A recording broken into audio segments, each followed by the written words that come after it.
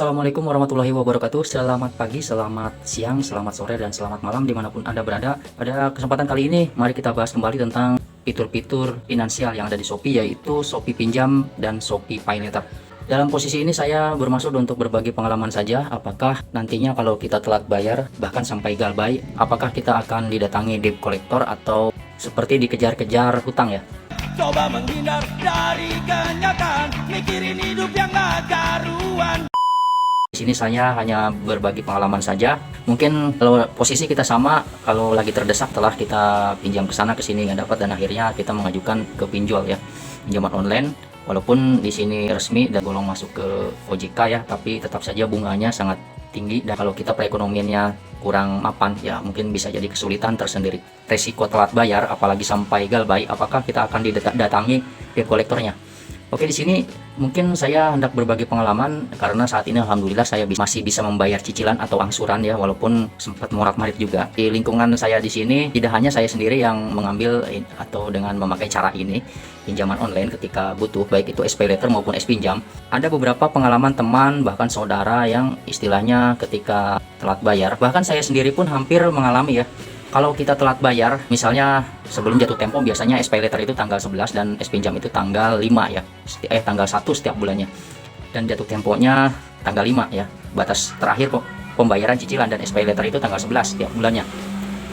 Di sini saya pun hampir mengalami ya ketika tanggal 11 SPayLater kita belum melakukan cicilan pembayaran dan Spinjam sampai tanggal batas pembayaran, kita akan ditelepon terus-terusan oleh pihak yang terkait di sini, terutama di bagian SPayLater maupun Spinjam ya, semacam debt collector lah. Bahkan ada teman dan saudara, ada pula yang dikunjungi oleh debt collector. Jadi intinya di sini adalah kita harus benar-benar psikologis kita harus stabil dalam menghadapi apabila kita sampai di posisi seperti itu ya. Intinya mereka hanya bisa menagih dan mungkin resiko utamanya, yang paling utama adalah kita akan kalau telat gak bayar, walaupun 1 hari 2 hari itu masuknya sudah 1 bulan. Di sini sesuai pengalaman dari teman saya yang bercerita dan saya menanyakan berbagi pengalaman sharing ya, kan saudara itu sempat didatangi debt collector dan di situ dia juga sempat berpikir takut dan apa boleh buat kita harus menghadapinya. Tidak seperti yang kita bayangkan ya. Mereka hanya menagih tolong segera dibayar apabila ada gitu ya. Apabila sudah ada dan tolong diusahakan. Dan kita pun mungkin kalau punya hutang mungkin kita pun sudah mau atau beritikat baik ya, karena mungkin dari sebagian orang yang mempunyai sifat yang tanggung jawab, artinya di mana kita berhutang mungkin di situ sudah siap kita untuk mengambil resiko untuk membayar, baik dicicil maupun dilunasi. Berarti kalau tidak punya untuk melunasi kita harus mencicil, harus beritikat baik ya. Tapi karena kondisi dan situasi yang tidak memungkinkan, mungkin kita bisa jadi telat bayar. Jadi resiko utamanya yaitu kita masuk ke slik OJK ya, dimana ketika data kita sudah naik ke slik OJK, bahwa apabila kita akan melakukan kredit finansial, baik itu kredit barang, kendaraan, rumah, KPR dan lain-lain sebagainya, itu sepertinya akan dipersulit ya.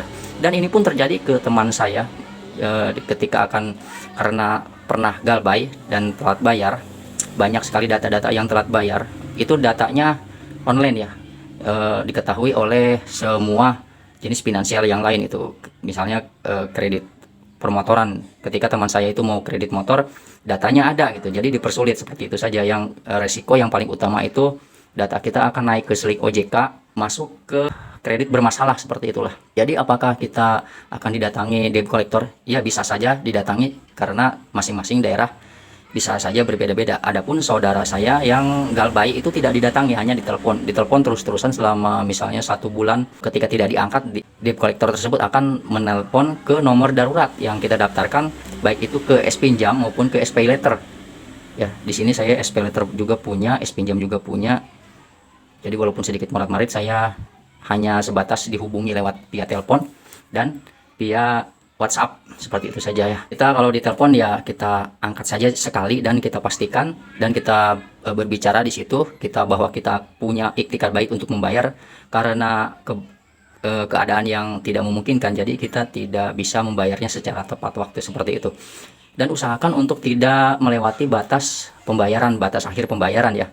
karena lewat 1 hari 2 hari itu masuknya 1 bulan, dan saat itu mungkin belum masuk ke slik OJK ya, karena kita hanya telat bayar saja. Seperti itu saja resiko telat bayar SPay Letter maupun pinjam. Jadi resiko utamanya data kita akan masuk ke slik OJK ya. Telat bayar itu berbeda dengan galbay. Kalau telat bayar itu kita misalnya baru telat 1 bulan, kita hanya dikenakan denda sebesar 5% tiap bulan, seperti itu saja. Jadi kalau kita beranggapan merasa takut didatangi oleh debt collector, ya hadapi saja. Kalau ada kita secara tegas bahwa keadaan yang tidak memungkinkan untuk kita membayar angsuran tersebut, karena kita juga beritikad baik di mana kita sudah berani mengambil risiko, kita berhutang dan kita akan menyicil, seperti itu. Hanya keadaan saja, keadaan keuangan, keadaan finansial kita yang sedang tidak baik-baik saja, seperti itu saja. Terima kasih, ini hanya sekedar berbagi pengalaman. Wassalamualaikum warahmatullahi wabarakatuh.